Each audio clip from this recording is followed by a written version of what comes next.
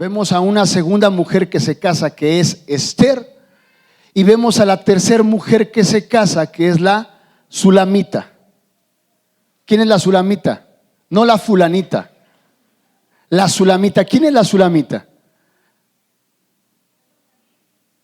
No, la de Cantar de los Cantares. Y yo aquí voy a ver que hay un atrio, un lugar santo y un lugar santísimo. ¿Por qué? Porque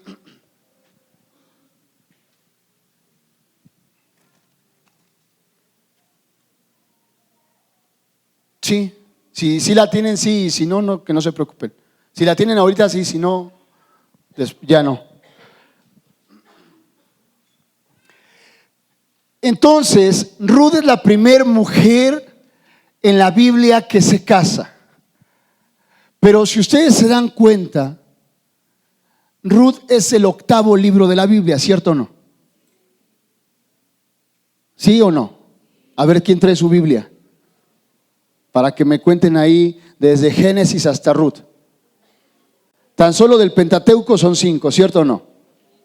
Y luego sigue Josué y Jueces. ¿Sí voy bien o me regreso? Y luego sigue Ruth. Y el número 8, no voy a hablar de numerología, pero es importante que veamos esto. Significa un nuevo inicio. Habla de un nuevo inicio. Y entonces hay un decreto en Deuteronomio 23. Ya me brinqué un montón de pasajes, pero bueno. 23:3 de Deuteronomio, que dice que no entrará amonita ni moabita en la congregación del Señor, ni hasta la 10ª generación. No entrará. ¿Y Ruth qué era? ¿Y por qué entró? ¿Perdón? ¿Será? La Biblia no me lo dice.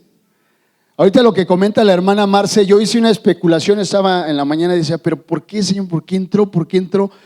Yo hice una especulación porque hice el conteo de Abraham hasta David, ¿sí?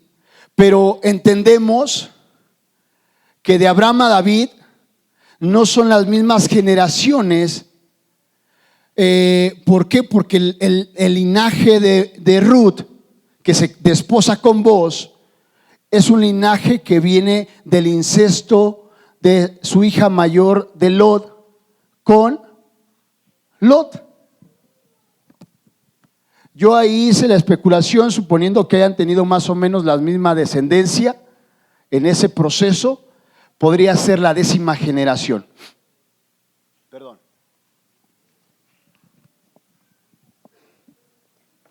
Sin embargo, aquí lo que yo quiero ver y lo que les quiero poder trasladar y que el Señor me dé sabiduría es que en este proceso Ruth tuvo que llevar un perfeccionamiento, tuvo que llevar una formación para poder llegar a ser la esposa. Esto es bien interesante porque es una gentil que se casa con un judío.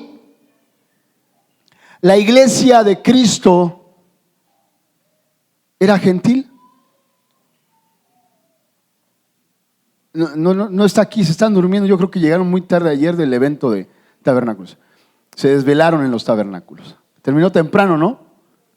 A ver, otra vez. ¿La iglesia de Cristo es gentil? ¿O era gentil?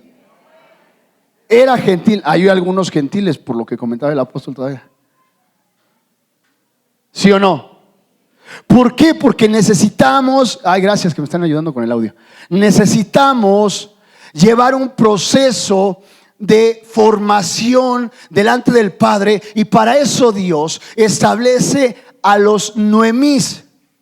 Es bien impresionante porque en el último capítulo de Ruth, en el capítulo 4, al final casi cuando nace Obed, dice que Noemí fue su ayo. Fue su formadora. De la misma manera Noemí fue formadora de Ruth. ¿Y por qué por qué Ruth pudo ingresar al pueblo de Dios? Estoy preguntando. Ayúdeme a predicar porque estoy garraspeado de la garganta.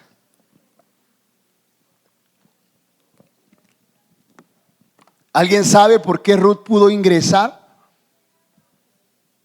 al pueblo de Dios? Fue redimida, pero porque tuvo una revelación. Capítulo 1. ¿Sí? Ok. Capítulo 1 de Ruth. Cuando muere Malón, cuando muere su cuñado, Orfa y Ruth se apegan a Noemí y le dice, se empiezan a caminar hacia hacia Belén, perdón. Les estoy narrando únicamente porque tenemos poco tiempo. Empiezan a caminar hacia Belén. Dice que se levantó Noemí y regresó a Belén porque oyó que la mano de Dios se había extendido nuevamente hacia el pueblo del Señor y había provisto nuevamente de pan.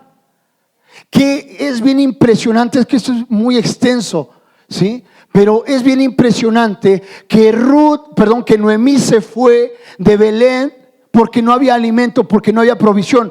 Belén significa la casa de pan, es decir, que había ausencia de la palabra de Dios en ese tiempo. ¿Pero por qué? Entonces Dios vuelve a extender su mano, vuelve a haber provisión en el pueblo de Israel. Y Noemí dice que se va a levantar y va de camino y de repente se detiene y dice, mis nueras no son judías. Mis nueras son moabitas. ¿Sí? Y en ese proceso Ruth les dice, ¿saben qué? Noemí les dice, quédense aquí, vayan a casa de sus padres y búsquense un esposo, cásense y que la mano del Señor sea con ustedes y les tenga misericordia. Y en un principio las dos dijeron, no, nosotros te seguimos. Y Noemí le dice, ¿acaso tengo yo más hijos en mi vientre? ¿Acaso yo estoy ahorita en este momento preñada? Y si así fuera, ¿acaso ustedes se esperarían para poderse desposar con ellos? Y una dice que no. Pero Ruth es fiel y dice, yo voy a esperar, porque el que ha de venir vendrá y no tardará. Y aquel o aquella mujer que está dentro de una iglesia cristiana, que ha nacido de nuevo, su esperanza es esperar al amado. Así como las 10 vírgenes de Mateo capítulo 25. Las 10 lo esperaron, ¿cierto o no? Pero en diferente condición. Ahora, Ruth tiene la revelación. ¿Y cuál fue la revelación?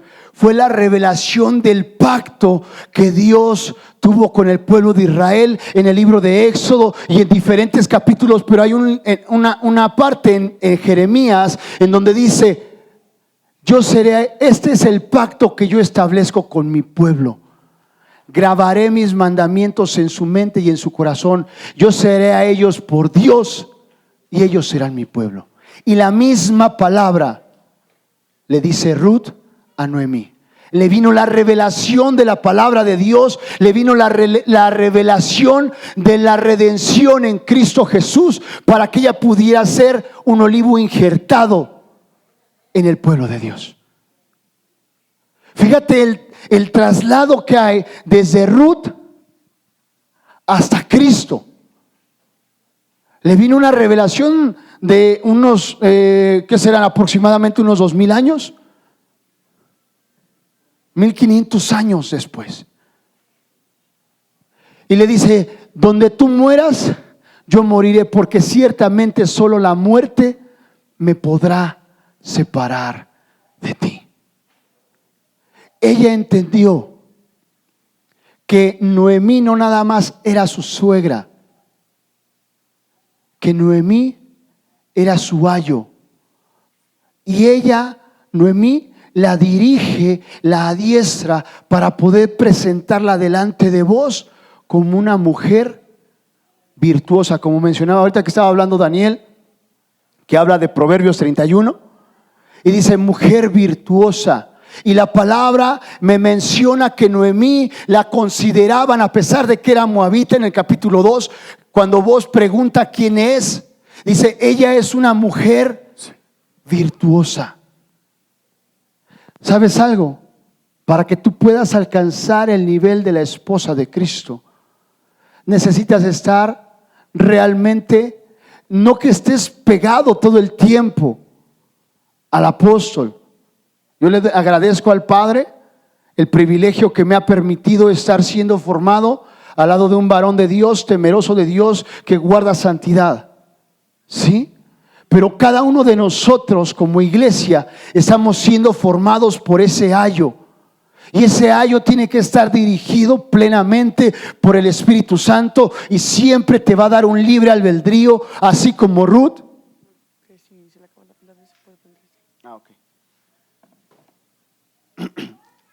Así como Noemí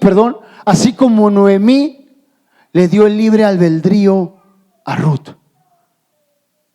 Un ayo que está dirigido por parte de Dios para poderte llevar a la plenitud, a la estatura del varón perfecto, a la plenitud de Cristo.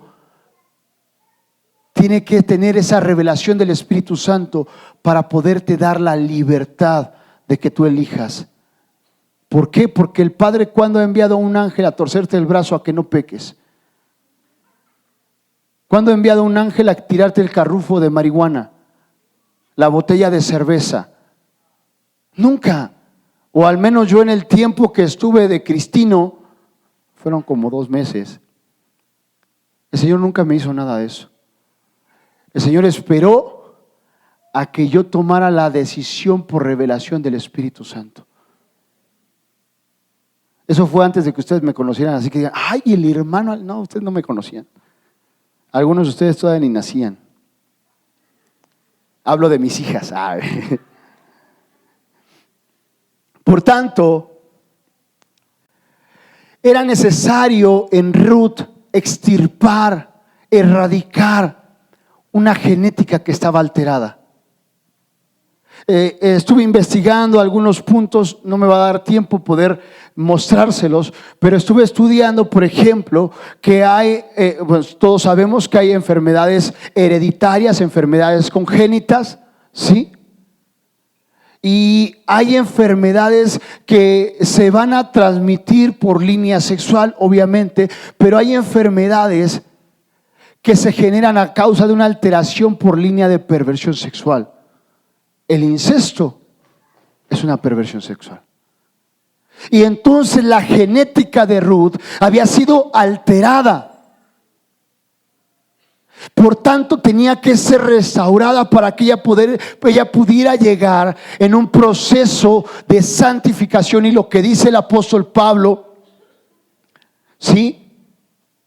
En segunda carta a los Corintios, capítulo 11, no he dado ningún versículo hasta ahorita, ¿verdad? Bueno, les he dado muchos. ¿Sí o no?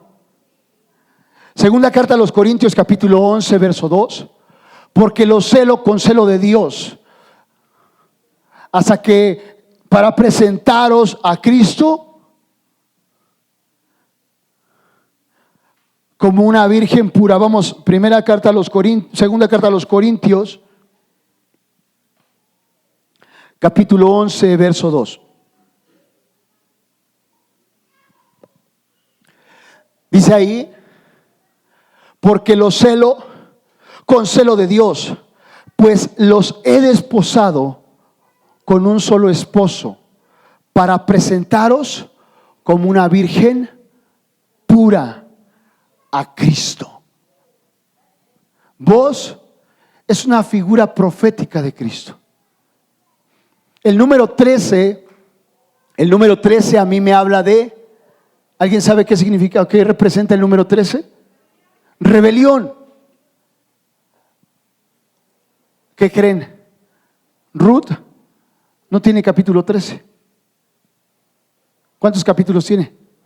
4. Sin embargo, Génesis tiene capítulo 13. Y en el capítulo 13, fíjate esto, fíjate en el Génesis. en el capítulo 13, en Génesis, Lot se rebela y se separa de aquel que lo veía como hijo. Sin embargo, él nunca evolucionó a ver a Abraham como su padre. Por lo tanto, Lot se separa y ve los campos de Sodoma y dice: mira, es como el huerto del Señor que ha bendecido. Y era cierto. ¿Qué era lo que Lot estaba viendo? ¿Qué era lo que Lot estaba viendo? Lo material, estaba viendo una apariencia. No améis el mundo, no améis el mundo ni sus deseos, ni las cosas que hay en él, porque lo que hay en el mundo, los deseos de los ojos, la vanagloria de la vida, los deseos de la carne, no provienen de Dios, sino del mundo. ¿Y qué fue lo que vio Lot? Sí, vio una apariencia. ¿Sí? Vio una apariencia y eso fue ¿por qué? Porque en él había rebelión.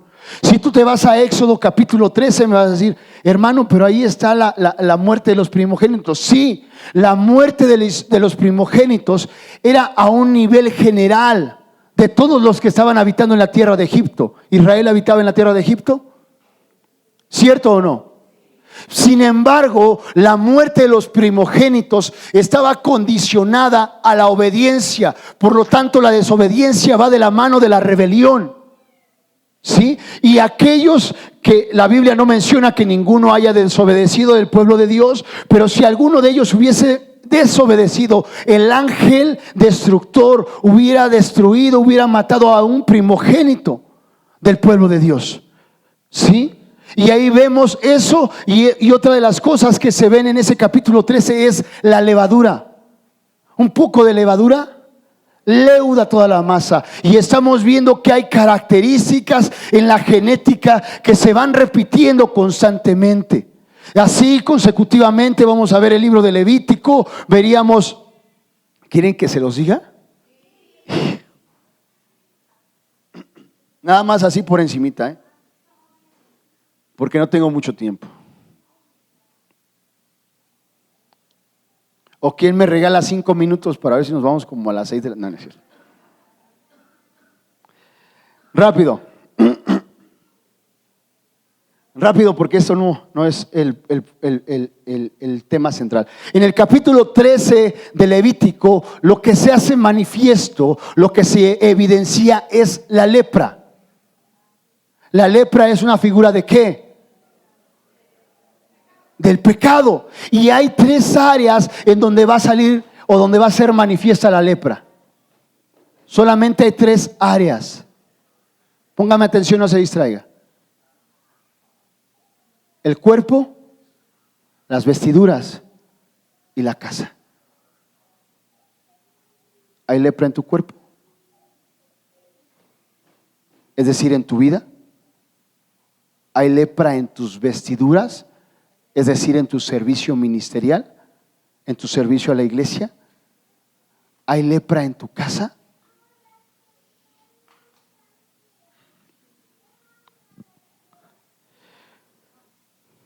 No me diga que no, mejor analicémonos. Ay, gracias. Que tuvo alguien misericordia de mi garganta.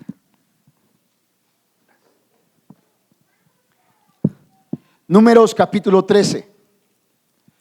En Números capítulo 13, una de las cosas que se muestran ahí, que son los principales que van a conocer la tierra, ¿cierto o no? De Canaán, la que se iba a poseer. Pero dentro de esos de esos principales, en el capítulo 13 de Números, en el verso 13, qué casualidad, ¿no?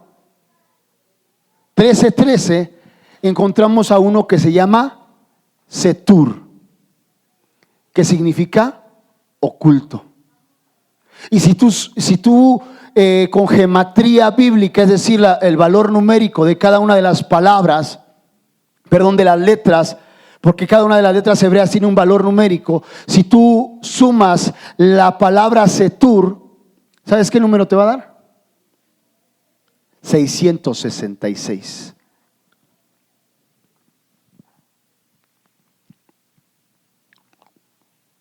¿Cuántos llevamos? 4.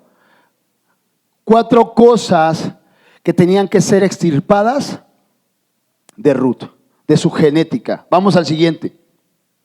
Deuteronomio capítulo 13.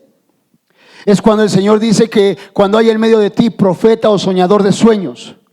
Pero es donde hace evidente el Señor la manifestación de los falsos profetas. Le enseña al pueblo a diferenciar de un profeta de parte de Dios y de un falso profeta. ¿Sabes algo? Ahorita lo vamos a ver. Un falso profeta muchas veces, no siempre, no es un 100%, pero muchas veces inició con un llamado verdadero de Dios. Pero ¿sabes algo? Se corrompió. ¿Cómo lo vemos y dónde lo descubrimos? Josué capítulo 13. Una de las personas que se hablan ahí es de Balaam. Y ahí no lo menciona como el profeta Balaam, como en el libro de Números. Lo menciona como el adivino Balaam. ¿Qué quiere decir? Balaam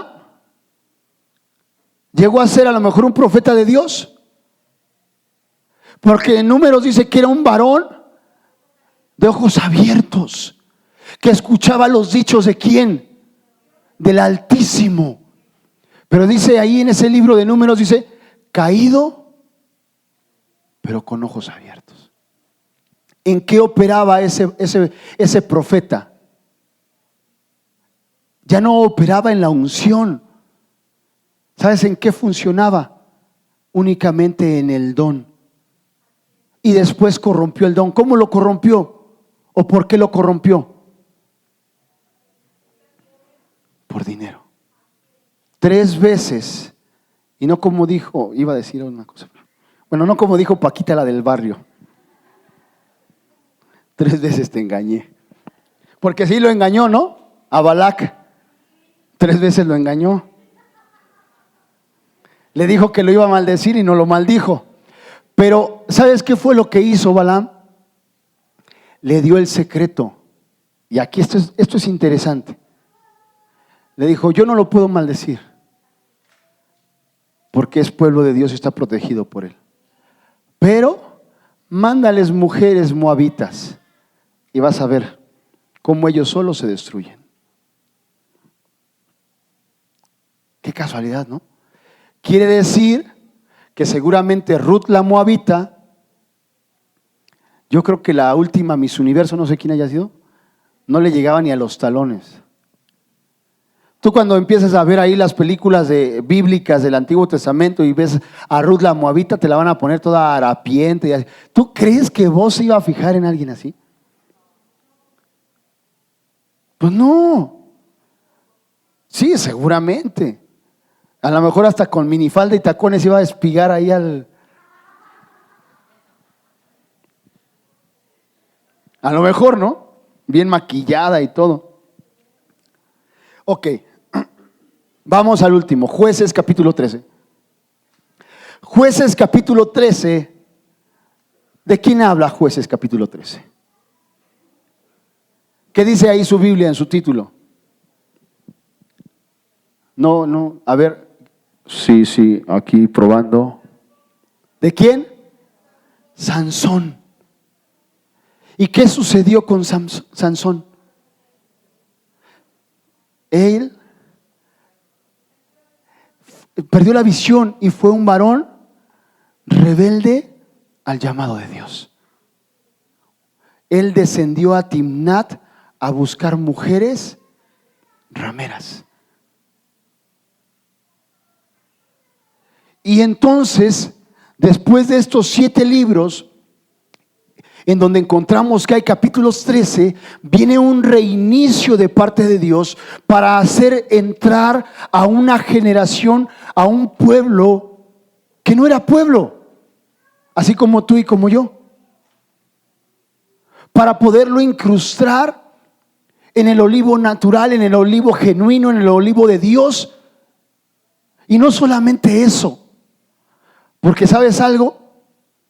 Ya con habernos salvado de la condición en la que estábamos, ya es más que suficiente.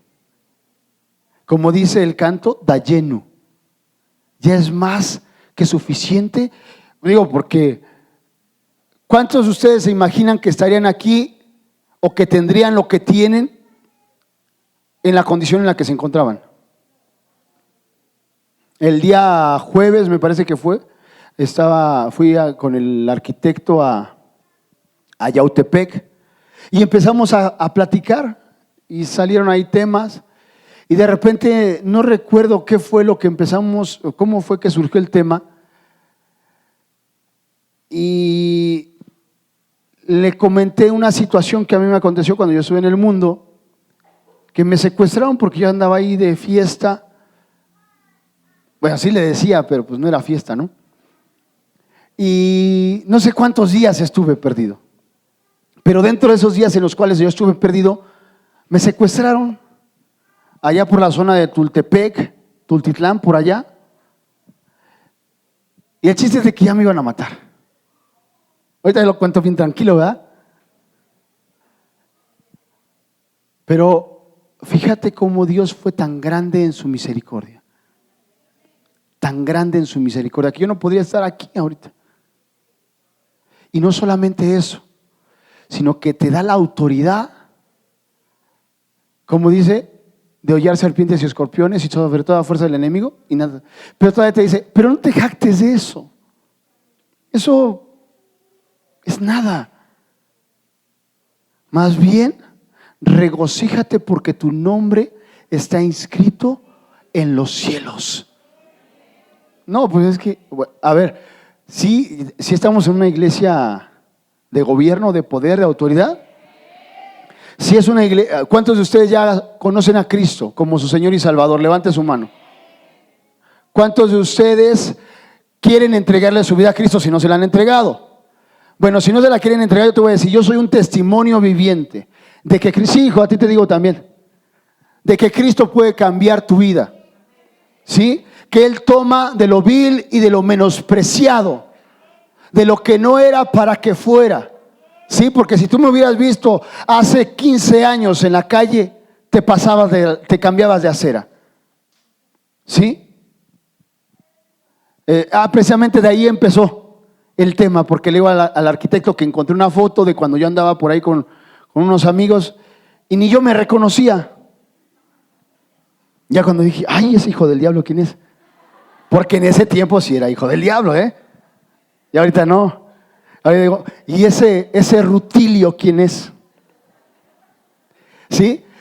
Entonces, Dios toma a Ruth, la elige para ser una figura profética, de que te des cuenta que no es que tú seas el superapóstol, el superprofeta, ¿sabes qué? No, sino que es un proceso de formación. Y hay 5 veces en este capítulo, en este libro de Ruth, en donde se menciona a Ruth la Moabita, y estas 5 ocasiones a mí me habla de algo bien impresionante. 5 ministerios, ¿sí o no? 5, número de gracia también, porque Efesios 4:8 dice, y el mismo que subió es el mismo que descendió, o el mismo que subió es el mismo que descendió, dice, para dar libertad a los cautivos, y llevó cautiva la cautividad, y dio dones a los hombres, y los dones habla de gracia. ¿Cuántos dones de Cristo son? 5. Son 5 dones de Cristo. Y esas 5 veces que la Biblia menciona a Ruth como la moabita, son 5 áreas que tuvo que trabajar para poder llegar a ser la esposa de Boaz. Y fíjate, lo interesante de esto también es que no solamente ella pudo entrar a ese linaje, sino que su descendencia se entronó como rey de Israel. Y no solamente eso, sino que después de eso, en Apocalipsis capítulo 5, cuando Juan estaba llorando, le dice un ángel: deja de llorar, he aquí el león de la tribu de Judá ha vencido. Pero dice la raíz. ¿Cuál es la raíz de David? Isaí. Y abajo de Isaí,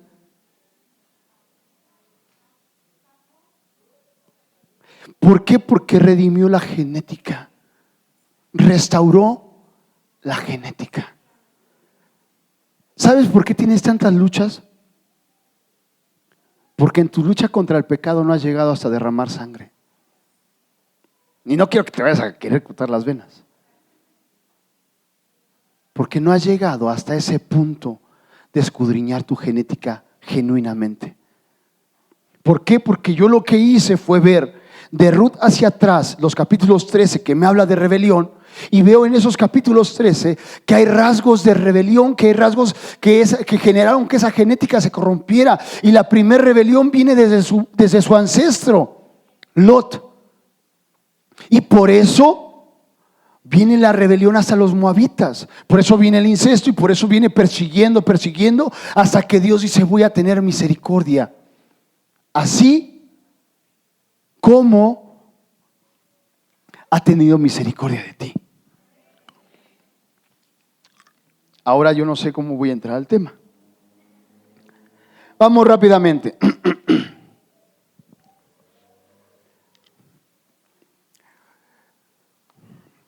Ruth capítulo 1 verso 22.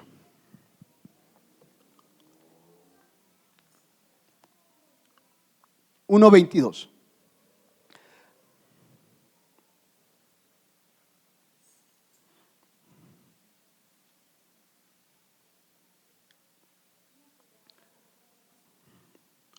Ruth capítulo 1 verso 22.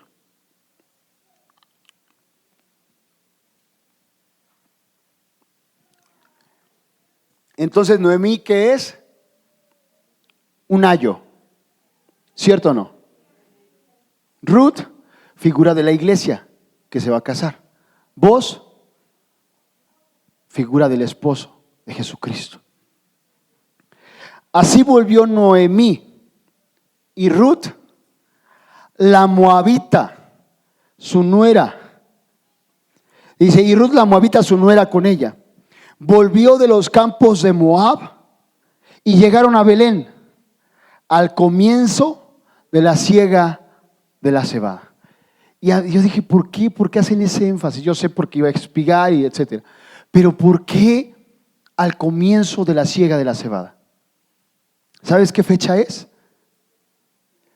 Es en la etapa entre finales de marzo, principios de abril, la fiesta de la Pascua. ¿Qué fue? ¿Qué tuvo que hacer Noemí para empezar a entrar en ese diseño? Tuvo que participar de la Pascua. No, es que ustedes de verdad o están, voy a suponer que están anonadados, porque el único sorprendido soy yo. No, ¿sí saben lo que significa la Pascua? A ver, dígame qué significa la Pascua. La salida de Egipto, ¿sí? Para entrar a poseer la tierra que fluye leche y miel. La muerte de Cristo, porque con Cristo estoy juntamente crucificado. Ya no vivo yo, mas Cristo vive. No, ustedes de verdad: Señor, ten misericordia. ¿O soy yo? Ten misericordia de mí.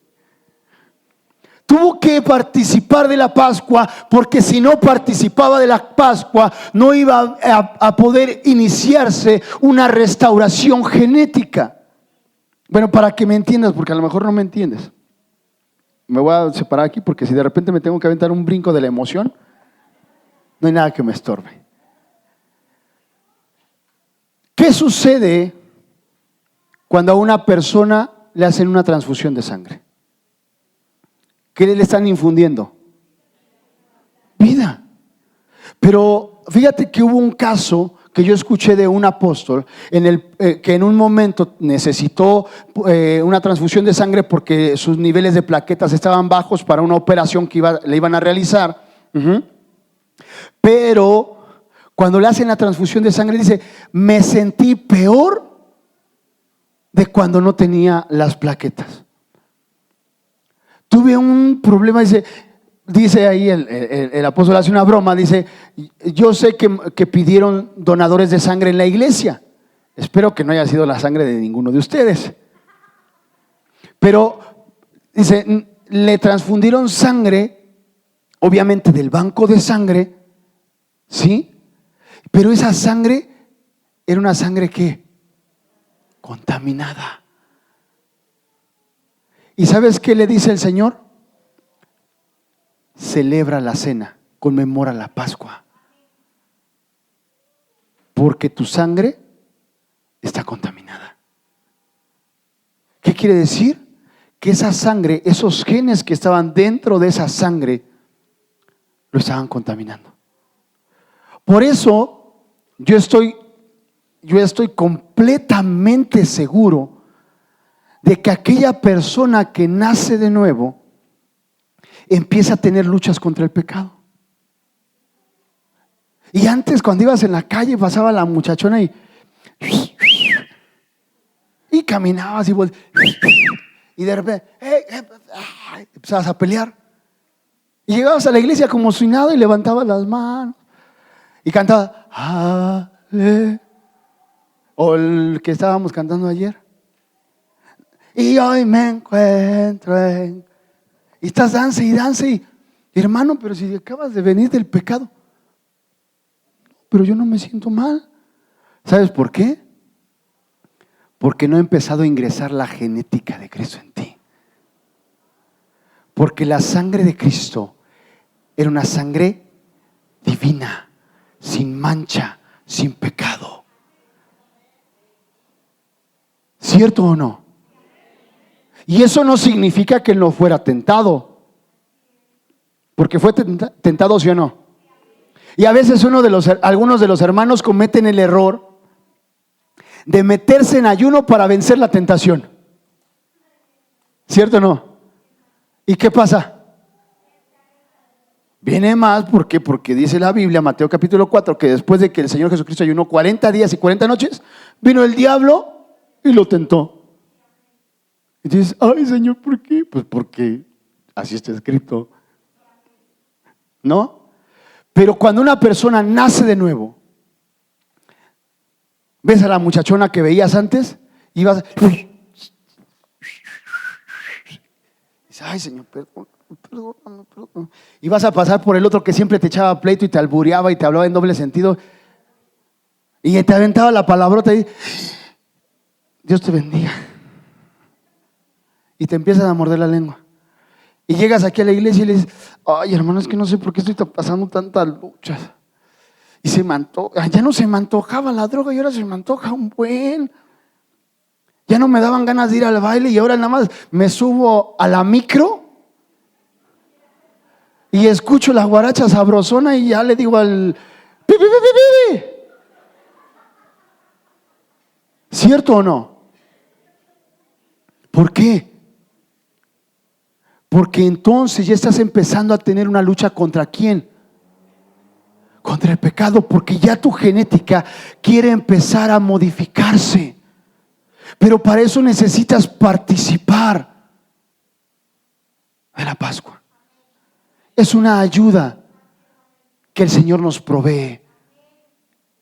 ¿Sí? Y es bien, híjole, es que a mí me impresiona muchísimo la Pascua porque tiene muchísimos panoramas. Y ¿sabes algo? Esto no te va a ayudar, lo puedes hacer, pero no te va a ayudar como una varita mágica. El punto es que también te tiene que ser revelado. Porque ¿sabes algo? El apóstol Pablo lo sabía. El apóstol Pablo lo sabía. Pero tuvo que venir la revelación, capítulo 11 de la primera carta a los Corintios, tuvo que venir la revelación de parte de Cristo a él. Y dice, lo que yo recibí del Señor, eso es lo que les enseño, que la noche que él fue entregado, tomó pan y vino. Él ya lo sabía. Pero le tuvo que venir la revelación de parte de Dios, la revelación de Cristo, para que lo pudiera participar. Y entonces entiende, dice, porque por esta causa, porque muchos participan de la cena de una manera indigna, por esta causa hay muchos enfermos, muchos débiles y otros duermen. Porque él empezó a preguntarle al Señor. Pero si tú no le preguntas al Padre, si tú no buscas a Cristo, si tú no buscas la revelación del Espíritu Santo, podrás celebrar la conmemoración de la Pascua 1000 veces y de nada te va a servir. Sin embargo, Ruth le viene la revelación de que del nacer de nuevo, el nacer de lo alto y el participar de la conmemoración de la Pascua en esa fiesta, en ese tiempo de la siega de la cebada, para poder empezar a incursionar en una alteración, en una modificación genética, una reestructuración genética. ¿Por qué? Porque si te van a quitar un gen, te tienen que implantar otro. Porque si te quitan un gen y te dejan así, te puedes quedar medio. ¿Sí? O te ponen uno de más sin quitarte el otro, es cuando viene el síndrome de Down. Espiritualmente hablando. ¿Sí me están oyendo? Ahora, fíjate, me voy a ir más rápido, o vamos bien. Ruth capítulo 2.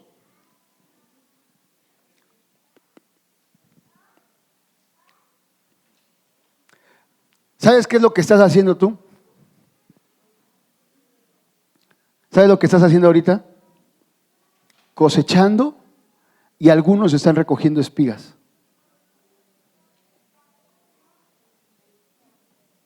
Porque ¿qué es la espiga? Es una semilla, es pan, es la palabra. Algunos están espigando, es decir, agarrando lo que al otro se le cae. Eso es espigar. Y otros están cosechando. Supongamos que yo voy cosechando y mi canasta va rebosando. La mía va rebosando, no sé la tuya, la mía va rebosando. Pero como va bien llena, de repente pues se me puede caer una espiguita, y si me detengo a levantarla, voy a perder las que están acá adelante. Eso era lo que hacía Ruth. Y con eso alcanzó a llegar a ser la esposa de Boaz. No, ¿en serio? A ver, voy a salir y voy a ver si es la calle San Ricardo aquí. Híjole, estoy preocupado por ustedes. Ruth capítulo 2 dice ahí: tenía Noemí un pariente de su marido, hombre rico, de la familia de Elimelech, el cual se llamaba Boaz. Hombre rico. Si la Biblia dice que era rico, es porque era rico. Y luego dice que era de la familia de ¿quién? Elimelech, Dios el rey. ¿No te suena algo conocido? ¿No te suena como a Melquisedec? Melec-Sedec.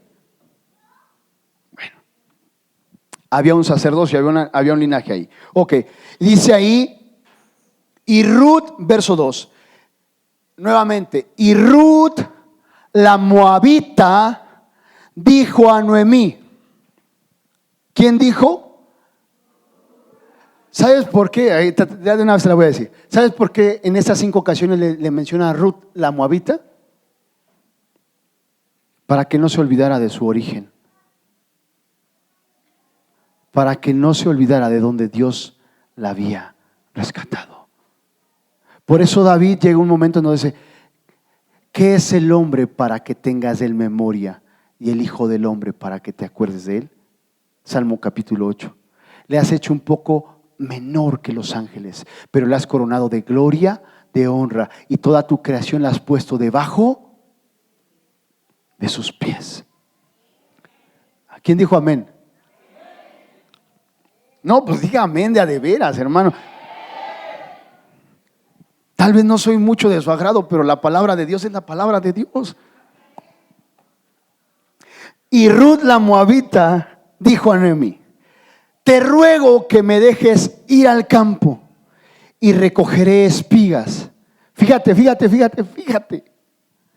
en pos de aquel a cuyos ojos hallaré gracia. Ella no iba por ver si ganaba. Ella iba por todas las canicas. Así como dijo el apóstol Pablo en Filipenses. Dice: yo prosigo a la meta para ver si me puedo alcanzar a agarrar de aquel que me llamó a mí. Amén. Yo creo que ya se fueron los de la alabanza, ¿verdad? Yo voy a pensar, me está llegando como revelación, que están guardando sus fuerzas para la fiesta de tabernáculos, para hacer la fiesta de tabernáculos. A ver otra vez. Te ruego que me dejes ir al campo y recogeré espigas. Iré a ver qué puedo alcanzar a agarrar. Eso es para los que vinieron hoy. Veré a ver quién predica hoy, y de lo que hoy hablen, eso me va a traer una revelación a mi vida y me va a traer fortaleza, poder, autoridad. Y no me importa quién esté al frente, lo que yo quiero es ir a recibir la revelación del Padre.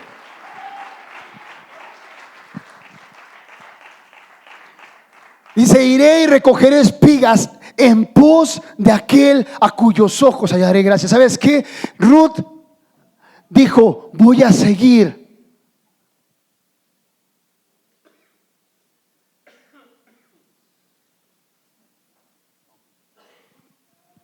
No le entendí bien, pero está bien. Yo sigo aquí adelante. Dice ahí: voy a seguir los pasos de mi ayo. Porque Noemí en el capítulo 1, ya no se los pude leer, pero dice que Noemí se levantó de Moab y regresó a Belén. Apocalipsis capítulo 2 dice: mira por tanto de dónde has caído. Tengo unas pocas cosas contra ti, que has dejado tu primer amor. Mira por tanto de dónde has caído. ¿Sabes qué era lo que había hecho Noemí? Regresar a su primer amor. Y entonces Ruth dijo: yo quiero enamorarme de aquel del que tú te enamoraste. ¿Sabes quién nació en Belén? ¿Sabes de dónde eran ellos? ¿De qué parte de Belén eran ellos? De Efrata. Dice que eran efrateos. Dice: voy a buscar al amado, aquel que nacerá en Belén Efrata. Miqueas capítulo 5. Belén Efrata, pequeña entre todas sus hermanas, de ti saldrá el que será salvador, el que será el redentor. ¿Y qué crees que le dijo Noemí? Ve, hija mía. Ya no le dijo nuera, como lo vimos en el 1:22. ¿Cómo le dijo? ¿Cómo le dijo? Hija mía. ¿Tú ya evolucionaste de oveja a hija? ¿O pasaste de oveja a hija?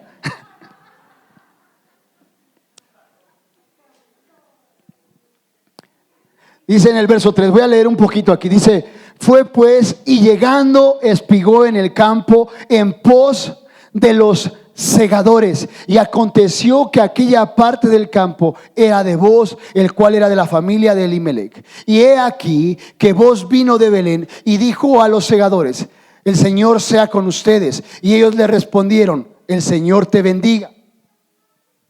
Y Booz dijo a su criado, el mayordomo de los segadores, ¿de quién es esta joven? Te digo que Ruth no era fea. Dicen un dicho ahí ahora en el mundo, ya no hay mujeres feas, solo que no se saben pintar. Ella no era fea porque ¿cuántas mujeres crees que estuvieran espigando en ese campísimo de Booz? Y para que se fijara en ella, ahí te va, Cristo de entre 10,000 se fijó en ti.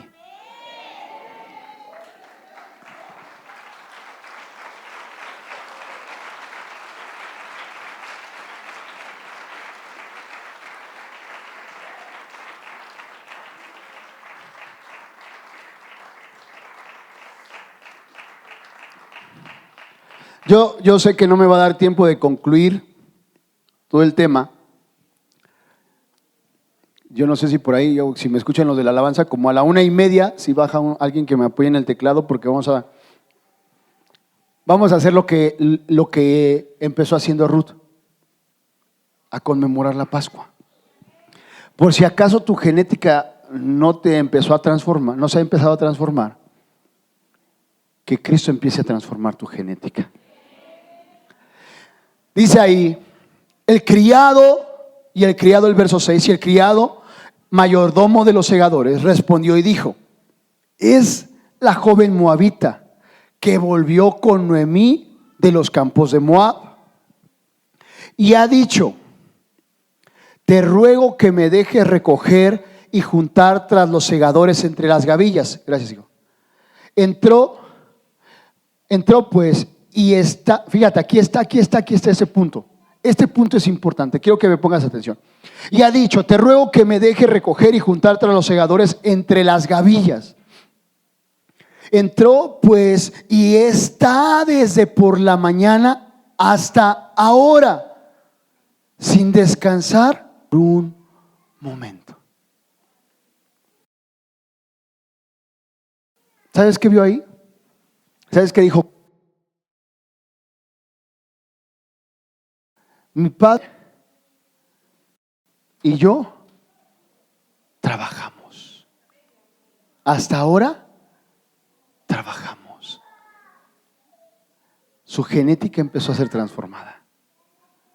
Y tú dices, ay, hay que ir a la iglesia. ¿En serio tenemos que ir a tabernáculos? Desde las 9 de la mañana hasta las 7 de la noche y luego hay que ministrar liberación y si se manifiesta el vencido aquel. Y luego si a los apóstoles les cae la unción apostólica y predican hasta las 11 de la noche también. Y luego todavía el domingo vamos a la iglesia allá con el apóstol Raúl y luego vamos a tabernáculos otra vez. Y mañana lunes desde las 10 de la mañana hasta las 9, 10 de la noche. ¿Qué vio? La dedicación al servicio. Porque ¿para quién estaba espigando ella? Para Noemí. ¿Para quién estaba trabajando? Para su ayo. ¿Trabajas para tu ayo? ¿O trabajas para ti? ¿O trabajas para el hombre? Ahorita le vamos a explicar, hermano. Sí. Al final, ¿le puedes explicar, Rebe, por favor? ¿Trabajaba sin qué? Sin descansar. Entonces, verso 8, entonces Booz dijo a Ruth, oye, hija mía. ¿Cómo le dijo? ¿Cómo le dijo?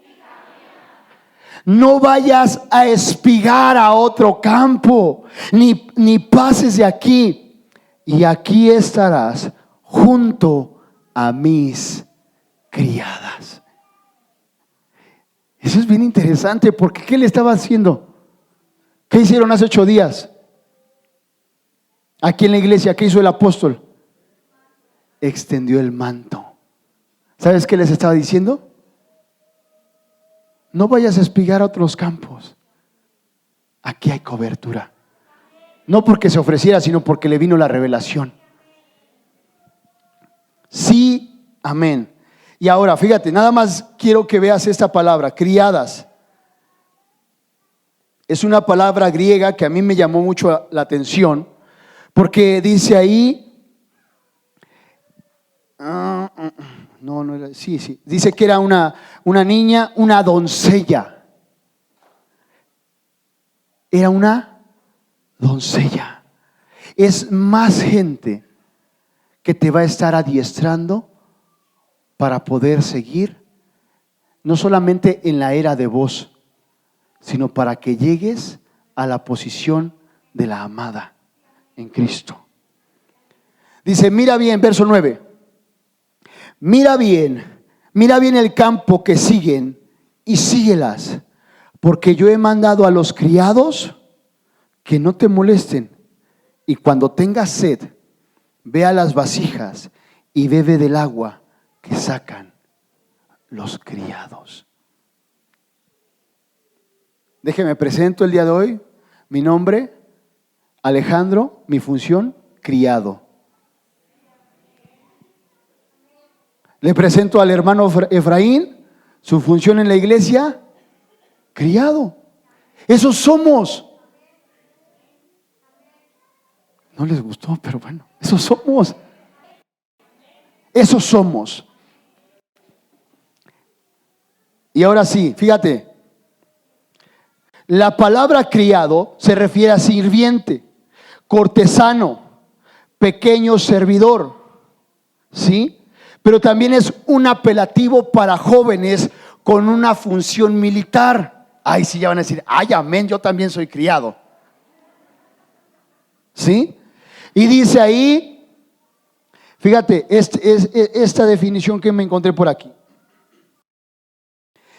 Dice ahí, el significado básico de Nahar es joven en contraposición a un hombre adulto. Es decir, que estos están en un proceso de evolución, de crecimiento, para poder alcanzar la estatura del varón perfecto. Efesios capítulo 4, verso 12. A fin de perfeccionar a los santos para la obra del ministerio, hasta que todos lleguemos a la unidad de la fe, a un varón perfecto, a la estatura de la plenitud de Cristo. ¿Por qué? Porque esos criados a la sombra de quién estaban. De vos. Dice, a veces puede significar un niño pequeño. Dice, por lo general denota un joven de edad casadera, aunque soltero. ¿Sabes qué están formando también ahí? Esos criados. Dice que es un joven en una edad casadera. La iglesia está en un proceso de una evolución de madurez para poder llegar a casarse con Cristo.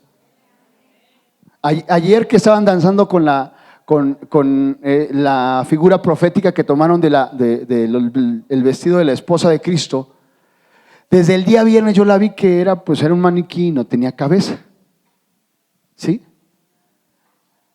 El Señor me llamaba mucho a verla y dice, ¿ya viste que no tiene cabeza? Le digo, sí. Dice, porque su cabeza es Cristo y aún no viene. Y dice, las zorras tienen su guarida y las aves sus nidos, pero el Hijo del Hombre no tiene dónde posar. ¿Por qué no tiene dónde posar su cabeza? Porque la esposa no está lista. Y ya después, cuando los apóstoles estaban danzando con iba a decir la muñeca, pero no, con la figura profética, me dice el Señor, cuando la esposa ya esté así, ataviada, cuando la novia ya esté así ataviada, entonces vendrá el amado, la cabeza. Yo sé que esto no todos lo van a entender. Y dicen, ¿cómo que la iglesia, y si él es hombre, cómo se va a casar con Cristo? No importa, yo espero que le caiga la revelación en Cristo Jesús. Voy a seguir. Dice ella entonces, bajando su rostro, se inclinó a tierra y le dijo, fíjate, ella había dicho que iba a hallar gracia ante los ojos de aquella que iba a seguir, ¿sí o no? Fíjate lo que dice. Entonces, bajando su rostro, se inclinó a tierra y le dijo, ¿por qué he hallado gracia en tus ojos para que me reconozcas, siendo yo extranjera?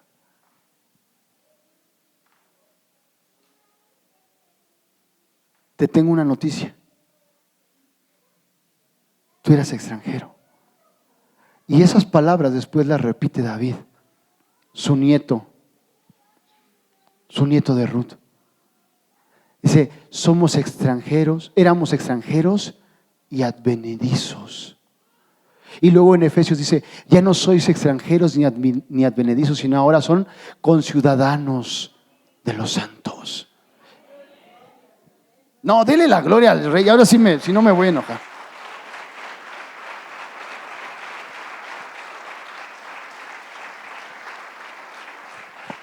En ese punto, David estaba reconociendo su raíz y estaba reconociendo que necesitaba que su raíz fuese transformada. Y por eso Apocalipsis 5 dice, he aquí el león de la tribu de Judá, la raíz de David ha vencido.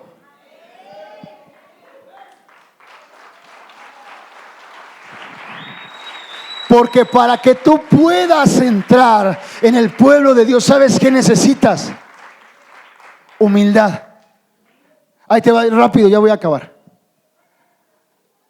¿Saúl fue rey o no fue rey? ¿Y por qué no se cuenta como rey de Israel? Porque fue erradicada esa corrupción genética. Y David se cuenta como el primer rey de Israel. ¿Por qué? ¿Él era orgulloso? Y cuando cometió un pecado, ¿qué sucedió? Y establece ahí el Salmo 51 por revelación de parte de Dios. Ya vamos a acabar. Dice, y respondiendo vos le dijo, verso 11, he sabido, fíjate, he sabido todo lo que has hecho con tu suegra después de la muerte de tu marido, y que dejando a tu padre y a tu madre y la tierra donde naciste, has venido a un pueblo que no conociste antes. El Señor Jesucristo en el Evangelio de Mateo les dice a sus discípulos, no hay quien haya dejado padre, madre, familia, hermanos y hermanas, que reciba 100 veces más en este mundo y en el venidero. ¿Te das cuenta de la figura profética de lo que era Ruth? ¿Cuántos hoy quieren ser Ruth? A ver, levanten la mano. Los que de veras quieren ser Ruth. Rutilia. Pues yo quiero ser la Sulamita, la verdad, porque esa es la primera etapa. Pero tenemos que pasar por Ruth y luego por Esther. Porque fíjate, ya no te dije, Ruth, la gentil que se casa con el judío, con un judío, la figura de Cristo. Esther, la que ya está dentro del pueblo judío, pero se casa con el rey. Y la última, la Sulamita, que se casa con el rey, que dice la escritura que ni aun las flores más bellas y que nadie alcanzó a tener el esplendor que tuvo Salomón, una figura de Cristo glorificado. Te dije atrio, lugar santo, lugar santísimo. ¿Sabes por qué? Porque Cantar de los Cantares sí dice que ella entró en la recámara y tuvo amores. ¿Sí o no?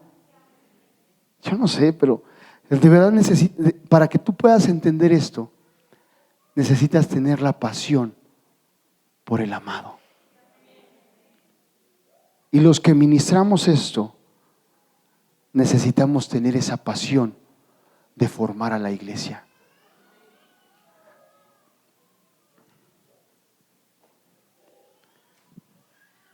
Ya voy a concluir. Aquí nada más quiero leer. Híjoles, que son un buen.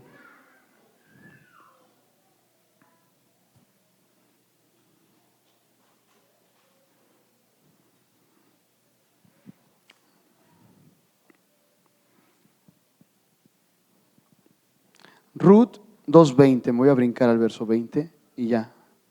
Solamente voy a dar unos pasajes del Nuevo Testamento y ya con eso.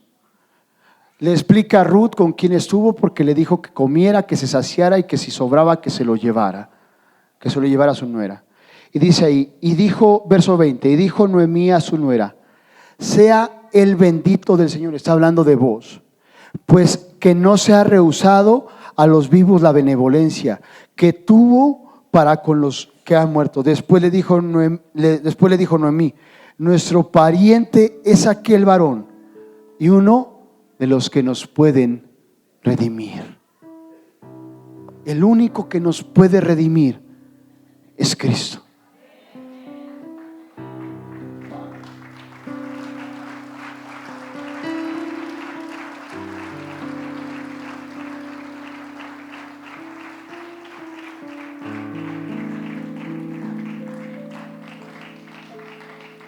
Dale la gloria al Señor. Si se la vas a dar, dásela con todo tu corazón.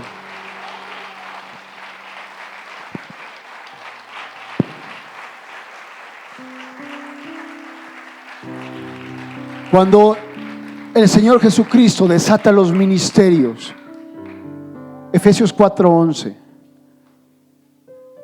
Y yo sé que casi siempre que predico hablo de estos pasajes, pero es algo que es real. Aquellos, dice Efesios 4:11, aquellos que fueron llamados, dice, constituidos son los apóstoles, profetas, evangelistas, pastores y maestros, con la única finalidad de perfeccionar a los santos para la obra del ministerio. Y el trabajo ministerial es un trabajo que desgasta, sí, pero te tiene que apasionar. Porque si tú no estás apasionado de aquel que te llamó, por eso el apóstol Pablo dice en Filipenses: no que yo ya sea perfecto, sino prosigo a la meta para ver si puedo alcanzarme a sujetar de aquel que me llamó. Hay un canto que me impactó mucho mi corazón y dice: solo vengo a darte las gracias, quiero alcanzar aquello para lo cual fui alcanzado, quiero amar a aquel que me ha hecho sentir amado. Y que tú sientas esa pasión para poder trasladársela a la gente, porque solamente así van a poder recibir la administración, ya no solamente de la paternidad, sino del anhelo de poder llegar a ser la esposa del Cordero. Por eso dice más adelante en Efesios 4, dice: con la finalidad de perfeccionar a los santos para la obra del ministerio, a que lleguemos a la unidad del conocimiento y de la fe del Hijo de Dios, a un varón perfecto, a la estatura de la plenitud de Cristo. Cuando llegas a esa estatura, esa es la estatura de la esposa de Cristo. Pero el ministro que está aquí al frente, el ayo que está aquí al frente, ya no terminé Ruth, me faltaron como 4 o 3 cosas más, pero es lo que sentía Pablo en la carta a los Gálatas capítulo 4 verso 19.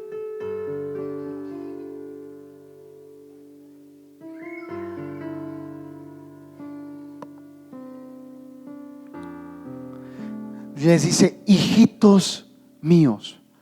Muy pocas veces el apóstol Pablo se refiere a la iglesia, se refiere a los santos como hijitos. Y es una expresión de algo muy amado, un amor que surge desde las entrañas por la iglesia, poder alcanzar a cumplir el llamado que Dios le dio. Y el llamado que Dios le dio era formar a una iglesia al nivel de Cristo. Y le dice aquí: hijitos míos, por quien vuelvo a sufrir dolores de parto dolores desde mis entrañas hasta que Cristo sea formado en ustedes, para que puedan desposarse con Él. El anhelo de Pablo no era que los Gálatas crecieran y dejaran de ser mesiánicos.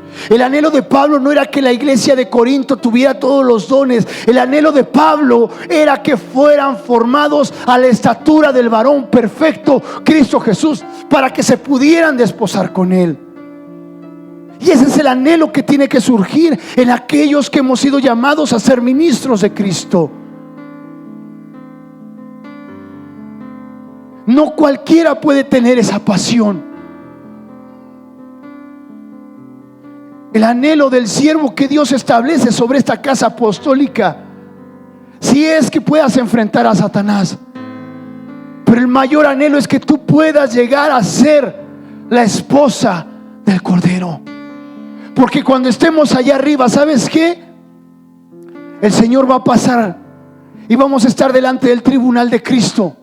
Y te va a preguntar: ¿formaste a la iglesia como la esposa de Cristo? Y ahí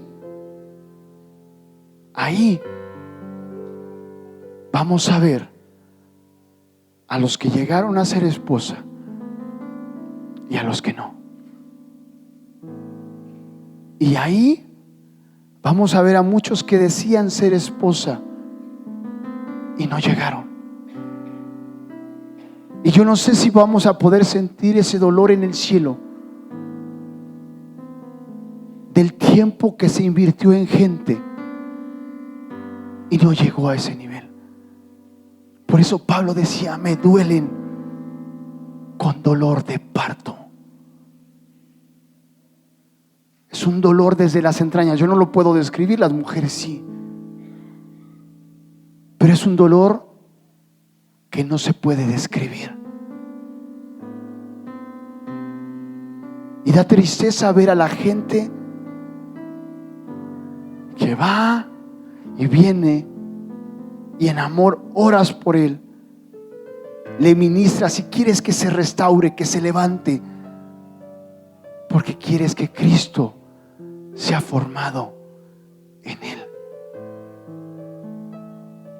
La conmemoración de la Pascua es una ayuda para ti, pero la decisión y la convicción dependen de ti.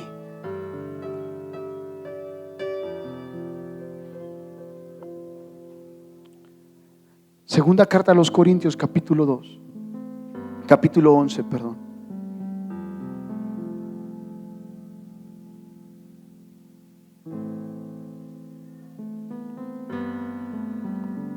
Capítulo 11, verso 1 y 2. Ahí sus Biblias seguramente va a decir una palabra que no es conveniente que la pronuncien, porque es una invocación a un Dios musulmán. Seguramente si ustedes la leen en la King James, por ahí debe decir quisiera o quiera Dios. Dice ahí: quiera Dios que me toleraseis un poco de locura. Sí, toleradme, porque los celo con celo de Dios, pues los he desposado con un solo esposo, para presentaros como una virgen pura a Cristo. Yo sé que no cualquiera puede percibir lo que se está moviendo ahorita, pero lo que mi Padre sí te va a permitir que tú percibas es el amor que Él tiene por ti. Porque la base genética que pudo restaurar a Ruth, la base genética que te pudo restaurar a ti, es la genética que estaba implícita en el Padre, en el Hijo y en el Espíritu Santo, y que fue manifiesta aquí, y se llama amor. Por eso dice: amarás al Señor tu Dios con todas tus fuerzas, con toda tu alma y con toda tu mente. No nada más es un mandamiento. Es un mandamiento, sí, pero Dios no quiere que lo hagas como un mandamiento, sino quiere que salga algo que surja de lo profundo de tu corazón. Y por eso dice: les voy a demostrar mi amor. Siempre te vas a dar cuenta que en una ofrenda va a estar implícita la muerte, porque en el gran amor de Dios dio en ofrenda a su Hijo. Cristo, en ofrenda de amor por ti, dio su vida. Y el fruto del Espíritu Santo, el número 1, es amor. Si tú no percibes eso, pedir al Padre que te lleve esa experiencia del primer amor, porque el primer amor es el que va evolucionando para que puedas llegar a ser la esposa de Cristo. Y no te suceda lo que dice en esa carta en Apocalipsis, que caigas de ese primer amor. Y por tanto lo tendremos, dice la Escritura. Y yo creo que cada uno que están aquí deben tener sus luchas y sus problemas, pero la lucha más grande es que el diablo quiere hacernos caer en pecado, y con eso sí nos destruye. La lucha en sí misma, la concupiscencia, no es pecado, pero cuando damos luz al pecado nos destruye. Eso sí nos aplasta. Y si hay alguien que se tenga que arrepentir hoy, arrepiéntase en el nombre de Jesús.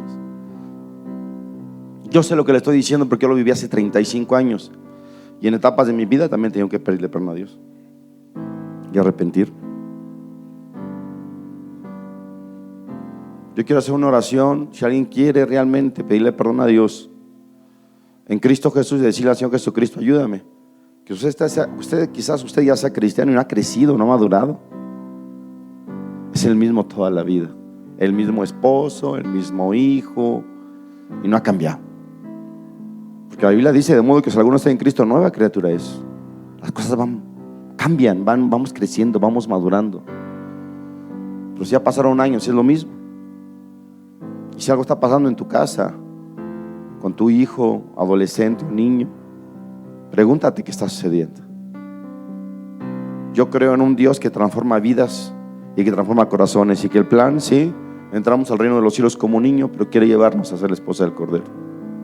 Pero el mundo nos está esperando para corrompernos. El pecado, la maldad, los demonios, satanistas, brujos, hechiceros, hijos del diablo, para corrompernos.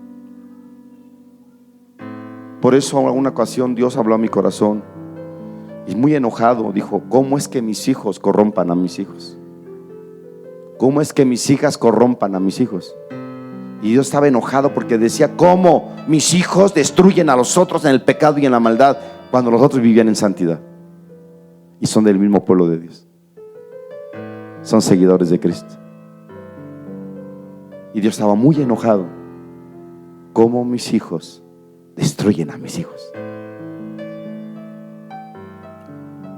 Si alguien quiere realmente decirle algo a nuestro Dios, ahí en lo personal, póngase de pie en su lugar y hable con Él. Dígale lo que pasa en su interior, dígale lo que pasa en su corazón. ¿Qué le preocupa? ¿Tu trabajo? ¿Dinero? ¿Qué te preocupa? ¿Problemas? ¿Tus hijos? ¿Tu matrimonio? ¿Tienes vergüenza en tu corazón? Dile tú, ahí estás. Eres tú y Él. Eres tú y Dios. Eres tú y el Padre. Eres tú y el Espíritu Santo que fuiste sellado. No puede haber apariencias.